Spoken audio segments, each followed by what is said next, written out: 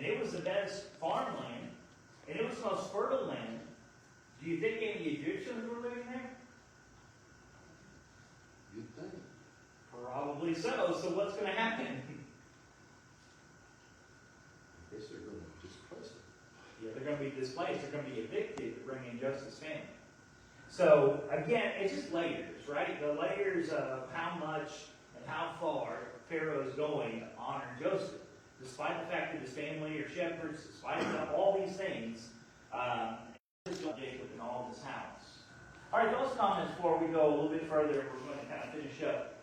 Just hitting the highlights of what happens here so we can make some application before we draw a close tonight.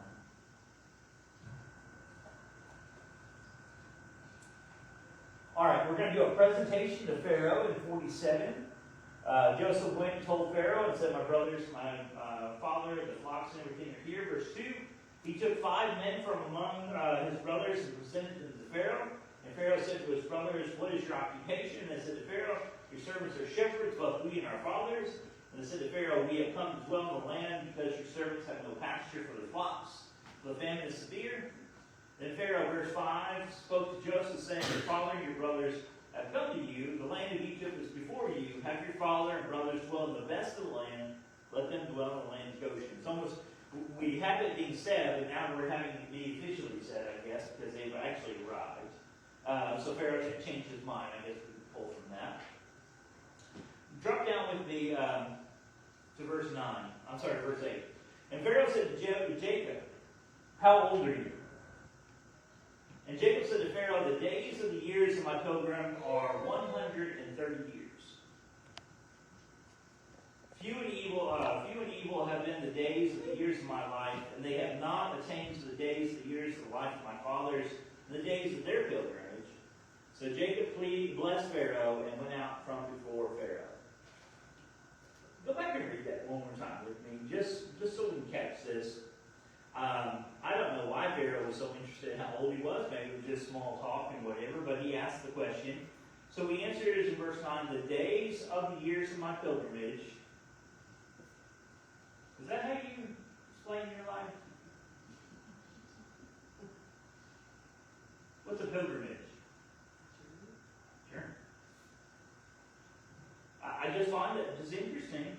Remember, Canaan wasn't really, it was supposed to be their land, but they never were stationary. They were constantly moving around because even when there wasn't a famine, there was not enough pasture and so forth at any one location to feed these flocks. They had to constantly move. They lived in tents. And now they're going to have a home temporarily. They're really going to have a home, but temporarily in freedom and then eventually in slavery. But I just find it interesting. That's how he describes his life. But then he says this, few and evil have been the days of the years of my life. Now we'd say 130 years, that's long. Most people don't live 130 years today. But his father and his grandfather, they had lived a lot longer than that. But how do we come and understand him calling them evil?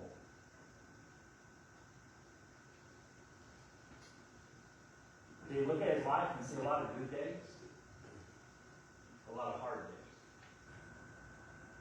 We could say that he did a lot of evil, which he did early, but I don't think that's what he's talking about. He's talking about the days he's lived through. He's lived through a lot of hardship. Again, I'll go back to this. Joseph lived through a whole lot of hardship. Jacob lived through a lot of hardship. Isaac doesn't seem to say as much about that but Abraham did. We'll know that David will go through a lot of hardship. Again, I'm just going to point it out because sometimes we feel isolated in our hardship. We feel like we're the only ones going through something difficult. And yet, God's people have had a long history of doing what? Suffering. Going through hardship. Okay?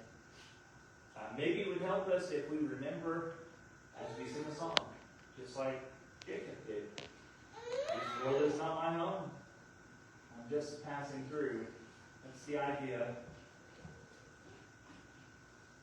We're pilgrims on a journey. Okay? Alright, so we got the family reunited. They're in Goshen. We're going to pass over If you want to learn a little bit more about the famine and the deals and stuff, that's the latter part of chapter 47. And like I said, people from Canaan and Egypt, all surrounding areas, were coming there to buy, and they ran out of money. And so they were begging, and he starts trading livestock. There's kind of a moral question I guess we could come here and ask, because Joseph is not just giving it away. And I'll just put this in front of you that in front of me sometimes too. Sometimes we might go the opposite way, because we know that evil can lead to, greed can lead to a lot of evil. But being smart with money is not necessarily evil. What was Joseph doing? Why was he making them pay for this grain? It was kind of his job. Yeah, it was his job. And there's,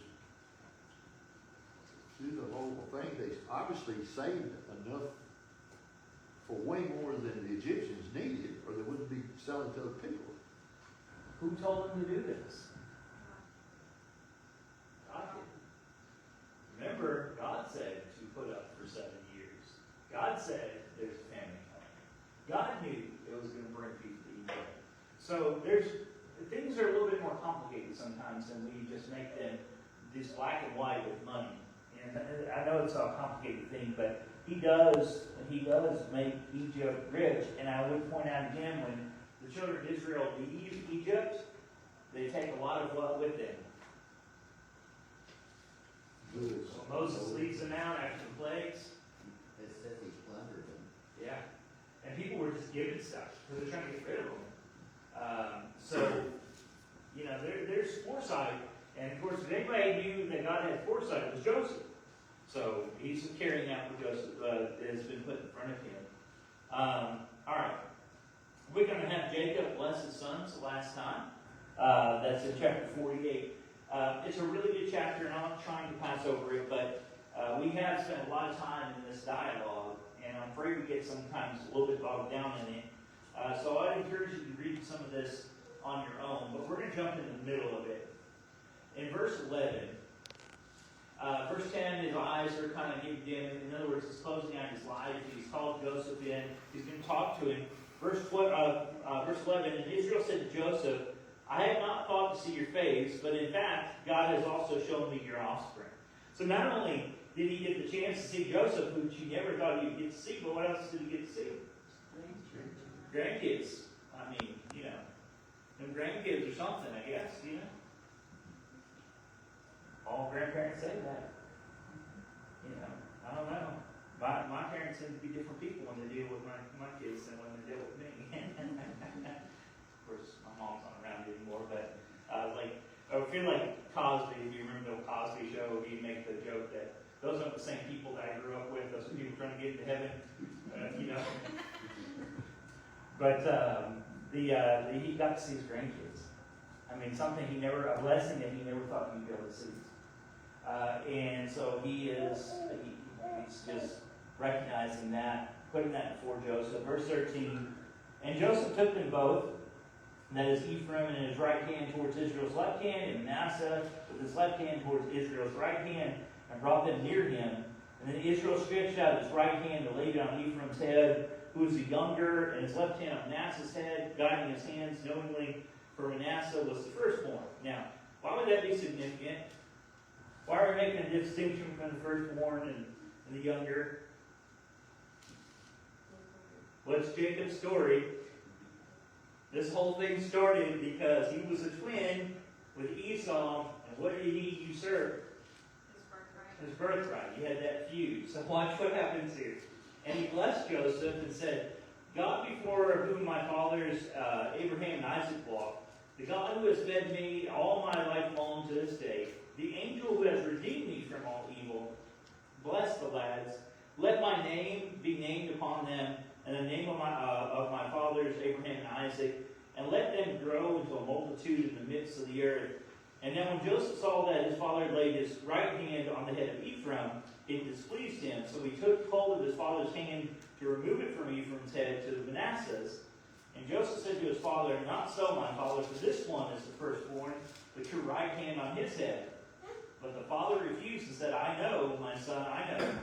he also shall become a people, and he also shall be great. But truly his younger brother shall be greater than he, and his descendant shall become a multitude of nations. So he blessed them that day, saying, By you Israel bless, saying, My God make you as Ephraim and as Manasseh, and thus he set Ephraim before Manasseh. So we have again the kind of the reverse. I love this picture though, because I don't know if he's being guided by God or guided by his own history of why he's blessing the one, but he doesn't do it to the exclusion of the second one. What happened to Isaac when Jacob and his mother tricked him? He thought he was blessing Esau, and he blessed Jacob instead. And when Esau came in, he had nothing what? So yes, he places his right hand, which means he's giving more of a blessing to that one, but at the same time he blesses both. I just find that interesting. We see these things, life lessons played out throughout Scripture, and he tells him why. Joseph got mad at first, but he tells him why. Last part of this chapter. And then Israel said to Joseph, Behold, I am dying, but God will be with you and bring you back to the land of your fathers. Moreover, I have given to you one portion above your brothers, which I took from the hand of the Amorite with my sword and my bow. So now he's blessing Joseph. And we're going to have Jacob's last words to all of his sons, kind of in poetic form. You can read back through that. He's going to talk to each one of them. Reuben and Simeon and Judah. And there's one important piece, not that the rest of it's unimportant, that I do want to make mention of before we kind of wrap up tonight. If you go down in those, it's in verse 8, when he talks to Judah. Now, what's the significance of Judah? That's Jesus' lineage, okay? That's going to be the southern main tribe. Benjamin's going to be with them when they split. But it's the lineage of Jesus. Look what he says to Judah. Judah, you are he whom your brothers shall praise. Your hand shall be on the neck of your enemies. Your father's children shall bow down before you. Judah is a lion's whelp. From the prey, my son, you have gone up. He bows down, he lies down as a lion, and as a lion who shall arouse him. The scepter shall not depart from Judah, and a lawgiver from between his feet, until Shiloh comes, and to him shall be the obedience of the people. We are, at this time, 400 plus years to the Exodus. We are still then 1,400 plus years, 14 to 15. Some people say 1,200, but I still believe it's 1,400 BC till we get to Jesus. We're almost 2,000 years, not quite, but almost, like 1,800 years, until Jesus can come on the scene. And what did Jacob tell Judah? There would be a king that lasts forever. Yeah. And that all the brothers will bow down, will be the reigning.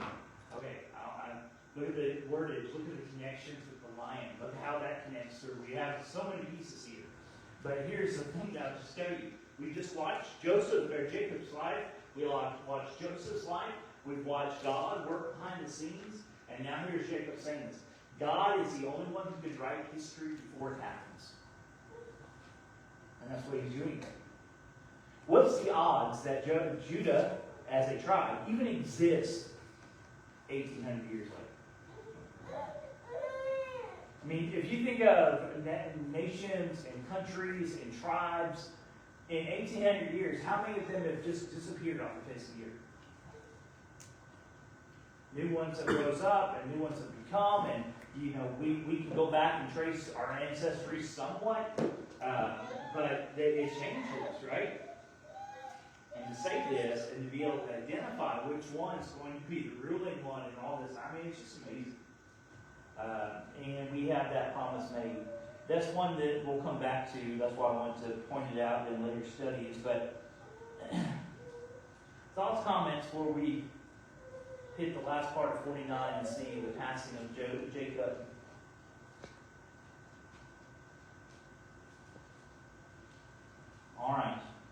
two things we need to do, and we've got 4 minutes to do it. All right, so we're going to have Jacob who passed away. Verse 29. And he charged them and said to them, this is chapter 49, verse 29. I am to gather to my people, bury me with my fathers in the cave that is in the field of Ephron the Hittite, in the cave that is in the field of Machpelah, who bought that cave? Abraham did. All right. Which is before Mamre in the land of Canaan, which Abraham bought with the field of Ephron the Hittite as a possession for a burial place. And there they buried Abraham and Sarah's wife. They buried Isaac and Rebekah's wife. And there I buried Leah. So we know that she has already passed. The field and the cave that is there were purchased from the sons of Heth. And when Jacob had finished commanding his sons, he drew his feet onto the bed and breathed his last, and was gathered to his people. And then Joseph fell on his father's face and wept over him and kissed him. And then we're going to have all the proceedings. Okay. There is something interesting here. I'm not going to dwell on it. Where did it say Jacob was gathered to?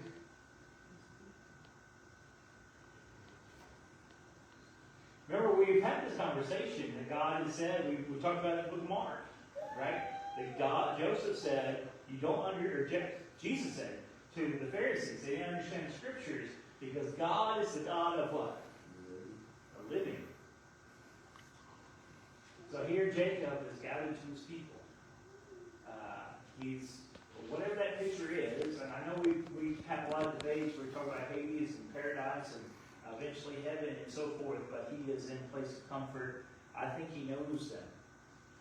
That's a whole other discussion for another time, and we can get into that, but he goes into peace, into the promises that have been made for him. All right. What about the brothers? They know that Jacob, their father, loved Joseph. They know Joseph loved the father. Now the father's gone. Might they get a little nervous? That maybe they're being treated well because of Jacob? That's exactly what happens. They start to get nervous because now Jacob's gone. And they think, well, Joseph was just being nice to us and forgiving us because he didn't want to upset his father. And now that he's gone, maybe now he'll come with vengeance. Do you know what sin does? What have we talked about sin do? It corrupts. It corrupts hearts, it corrupts minds. It does not bring peace. So even though these men have been forgiven, what are they still dwelling on? The past. Yeah, the past, their sins. All right, let's pick up a little piece of that, and then verse 15. Then Joseph's brothers saw that their father was dead. They said, perhaps Joseph will hate us and may actually repay us for all the evil which we did to him. So they sent messengers to Joseph, saying, before your father died, he commanded, saying, thus you shall say to Joseph, I beg you, please forgive the trespasses of your brothers and their sins. He didn't say that.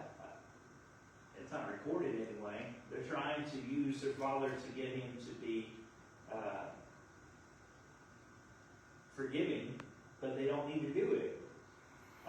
Verse 18, then his brothers also went and fell down before his face, and they said, behold, we are your servants.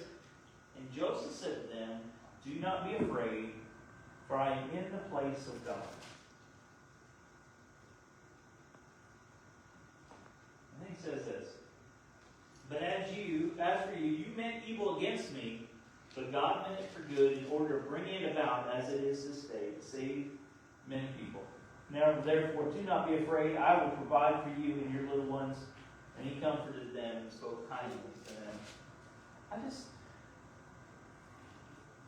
I'm in the place of God. What does that mean? It's not in Jerusalem. That's not even really a thing yet. He's not Hebrew. He's not by the family tombs. He's not in any place at Bethel or any of these places along the line where sacrifices were made and that history is there with God. He's in Egypt. And yet, when they're afraid, what does Joseph say? I'm in the place of God. Place where God meant for him to be. There you go. Exactly.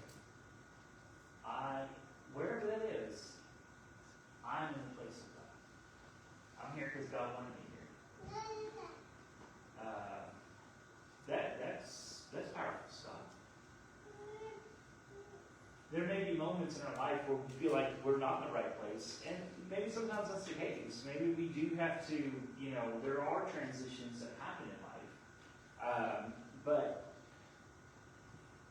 maybe we're just where we need to be for the reason we need to be there, even if it's not clear for us. We've talked a lot, several of us work at the school foundation, and we've been in PD, professional development. And I'd say ours is a lot better than like public school. I've heard all the horror stories of that, but still, there are long days. I'm just going to be honest with you. My back doesn't like sitting in those fold-up chairs all that time and all that fun stuff. But several times it was pointed out, the blessing that we have, the opportunities we have there. And I just think it's a good opportunity to remind us of the opportunities we always have. We see sometimes the hurdles better than we do the blessings. We see the struggles more clearly than we see the good. And we could say, well, it'd be easier, it'd be better if we had this or had that, but whether it's get a chance to work at a Christian school, but even more so when you're part of God's family, the church. Do we have that same attitude? I'm in the place of God.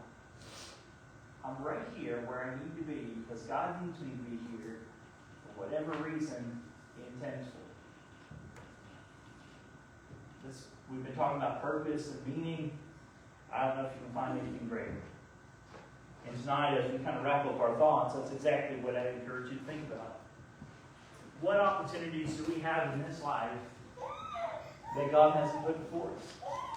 What good in this life, true good, not passing good, not the world's, attempt at good, but things that are truly good, that haven't been bestowed by God's hand. We need to be always walking in the ways of God. We need to be in the place of God, wherever that may be. We need to be in the mindset and share the mindset that Joseph had. And we need to be willing to walk and do what God has put before us. So tonight, maybe along that pilgrimage, if we use His word, that journey, we just need prayers. We need encouragement. Maybe we've gotten a little bit down. Or maybe we haven't started that journey yet, haven't obeyed the gospel yet. We want to extend a song of invitation, and we want to encourage you, if you have needs, if we can be of help tonight, that you let those needs